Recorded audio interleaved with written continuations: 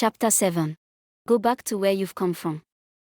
Doesn't that woman know that you sleep and that she should therefore offer you a bed?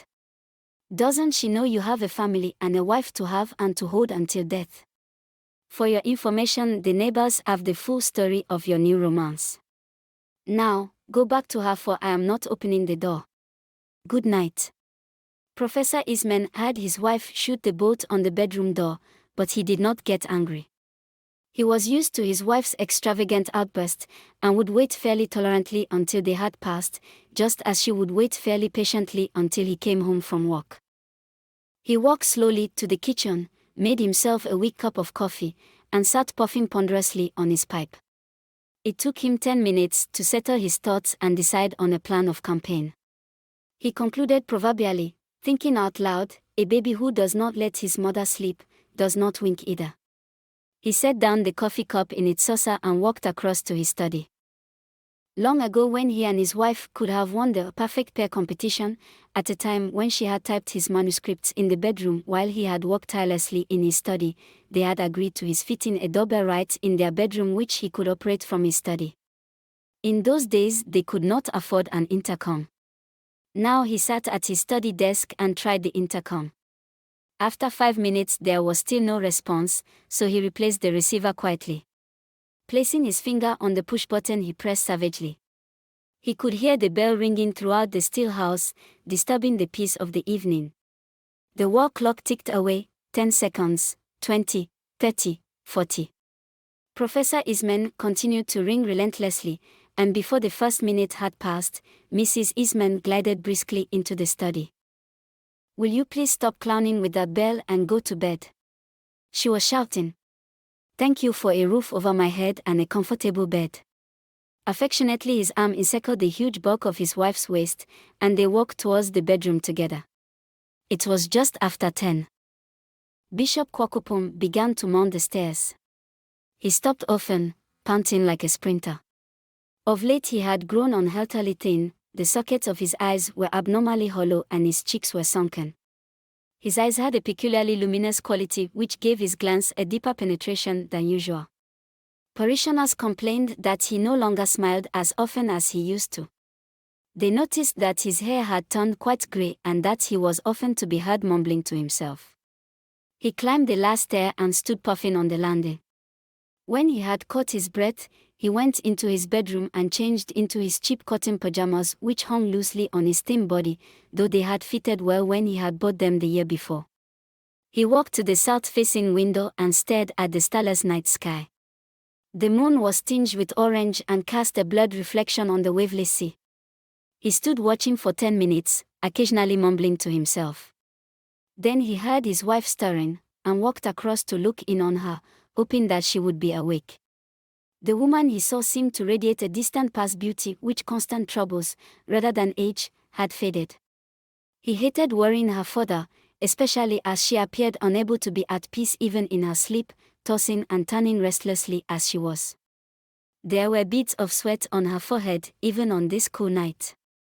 He bent down close to her and softly whispered her name. As if she had been waiting for him, she opened her eyes, stared at him bewildered for a couple of seconds, and then smiled. He sat by her, returning her greeting with a forlorn smile of his own. Sensing that her husband's mind was full of trouble, and that he needed to talk to her to relieve himself of the burden, she sat up, pulling the covers about her shoulders. "What is it, dear? You look very worried. Can I help you?" "I wish you could. But at least you can give me your opinion on a very important matter. "Yes, and what is that matter?" "It is about Mary. What has happened to her now?" "She is surely not worse." "The hospital has given up," he told her bluntly. She stared at him with disbelief and horror. "You mean they are no longer interested in her?" "Even if they are, my dear, I am afraid there's nothing they can do. They cannot find a medical cause for her illness, and therefore, more importantly, do not know which drugs to use to help her. Indeed, they believe there are none that would be of any use. It seems it is hopeless, and also of course, very expensive, to continue to keep her at the hospital." "Where on earth will she go for help then?" Mrs. Quarcoopome was still sleepy, and the news was doubly bewildering. The future, stretching ahead, seemed to be very black. Even now she is at Charles' bungalow. What is she doing there? Charles and Professor Eastman have been wonderful. They have prepared a special room at the bungalow, where she can be looked after easily by a wonderful nurse they have engaged. They have borrowed safety equipment from the hospital, and she cannot hurt herself there. You see, my dear, we are going to try a new formula for a cure. And what is that? His wife asked, her face brightening at the prospect of a new hope, however slight. Well, the church has a secret formula for these things. Please tell me what it is. Don't hide anything. The bishop had been expecting this question. He took a deep breath before explaining. It is a formula that was used by our Lord Jesus himself in casting out evil spirits from afflicted people, and it is called exorcism. There is a secret formula, known only to a few priests. So you believe Mary is possessed, then? We have all come to believe so. Mrs. Quarcoopome paused thoughtfully, then looking directly at her husband, she told him, "You have my consent." After a few minutes of silent prayer together, for the success of the exorcism and the return of a normal life for Mary, they said good night and the bishop went off, his troubled mind eased, to his bedroom. It was now his wife's turn to pace the floor, debate and make a decision. It was hardly a new idea, but rather something she had, on several occasions, seriously considered undertaking. The methods, she felt, would in no way please God, but if the results proved good, they would be overwhelmingly pleasing to him. Then, as if seeing the light at the end of a long dark tunnel for the first time, a new hope and a new peace descended upon her, and for the first time in several months, the old bright smile returned to her face, full and strong. She walked to the bathroom, washed her face and brushed her teeth. Combing her graying hair, she returned to her bedroom where she changed from her nightgown to a skirt, blouse and headgear. Finally she put on her sunglasses and tiptoed noiselessly downstairs. As she opened the front door, she considered the only decisive factor once more. It was not the means but the end that mattered. Just then the clock struck 10. Using a screwdriver, Father Oaken loosened the screws and began to ease the outer casing of the telephone. He lifted out the bell and locked it in a small drawer at the bottom of his desk, then he went through to the vestry. He picked up the telephone receiver and dialed his study number.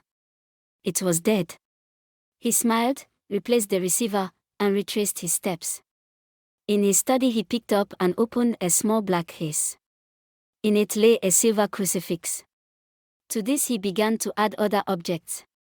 From another table in his room, he took a small book with a leather-bound cover.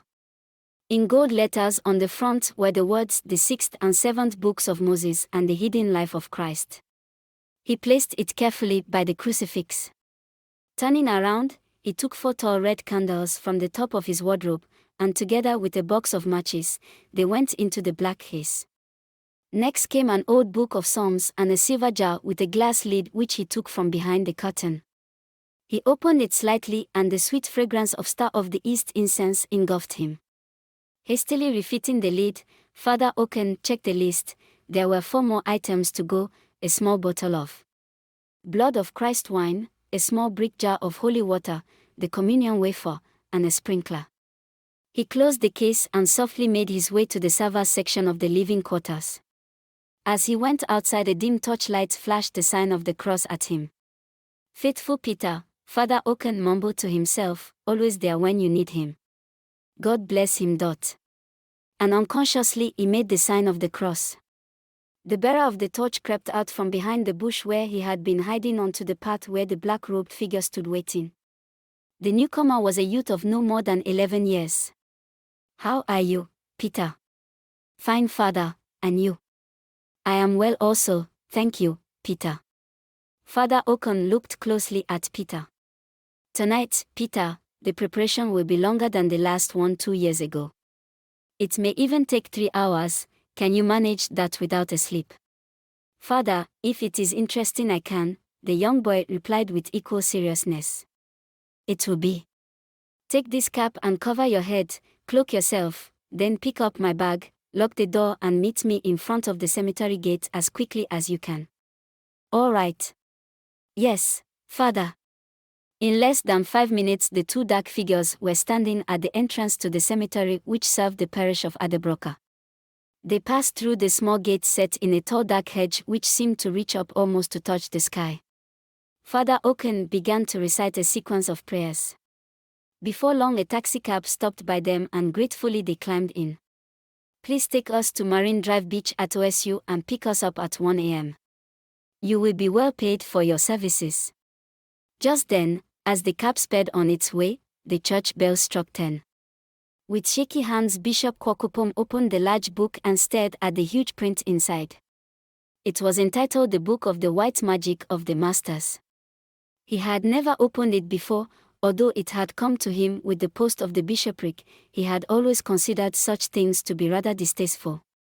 He turned to the index and soon found the word exorcism and following it by the Jews, Indians, and on through a long list of the various sects who practiced some form of exorcism. He turned to the page about the Jews which was headed by the outline of a large gold star of David and the universal tree. He read the words below. Wash your hands and feet. Wipe and oil them with the juice of the olive. Take a drink of ice-cold water and then proceed in solemnity. 2 tears rolled from the bishop's eyes. The Trinity Church bell struck 10.